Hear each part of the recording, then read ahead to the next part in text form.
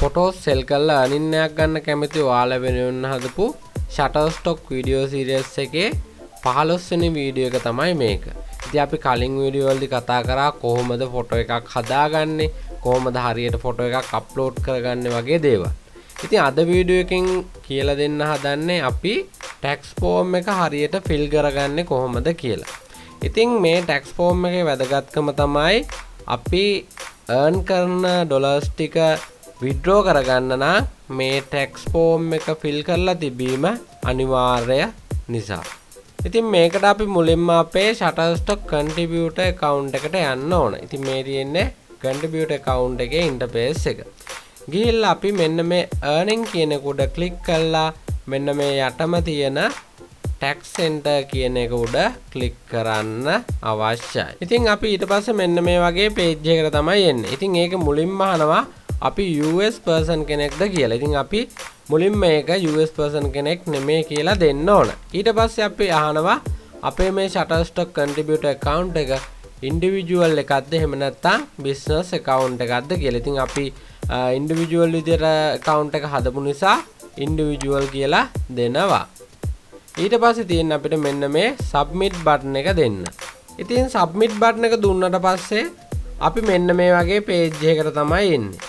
ඉතින් මෙන්න මේ page එකේ තමයි අපේ tax details ටික fill කරන්න තියෙන්නේ. ඉතින් මේකේ මුලින්ම අහනවා අපේ නම මොකක්ද කියලා. ඉතින් ඒක automaticallyම අපි account එකට දීපු නම select වෙලා තියෙනවා. ඒ වගේම ඊට පස්සේ අහනවා අපේ රට මොකක්ද කියලා. ඉතින් මෙතනින් ඔයාලා ඒක ශ්‍රී ලංකාව විදිහට තෝරා ගන්න.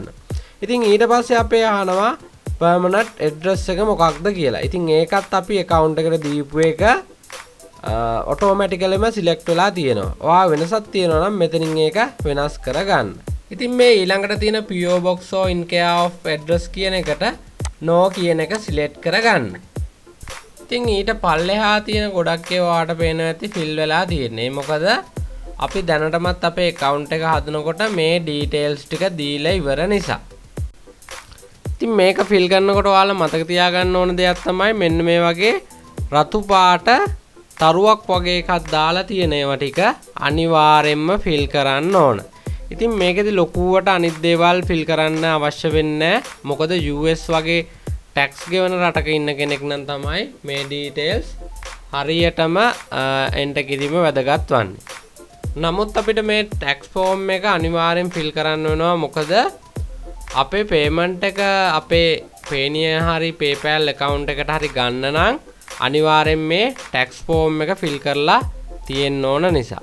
ඉතින් මම ඒ වගේ fill කරන්න අවශ්‍යම ටික තමයි දැන් ඔයාලට කියාගෙන ගියේ. ඉතින් ඊට පස්සේ අපිට දෙන්න තියෙනවා date of birth. ඉතින් ඔයාගේ උපන්දිනය මෙතන දෙන්න.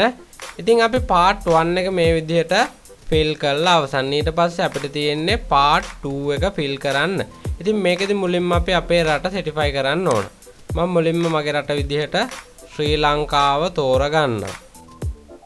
ඉතින් ඒ විදිහට part 2 එකත් ඉවරයි. ඊට පස්සේ අපිට තියෙන්නේ part 3 එක fill කරගන්න. ඉතින් ඒකෙදි fill කරන්න දෙයක් නැහැ. ඔයාට තියෙන්නේ මෙන්න මෙතන ටික් එකක් දාන එක විතරයි.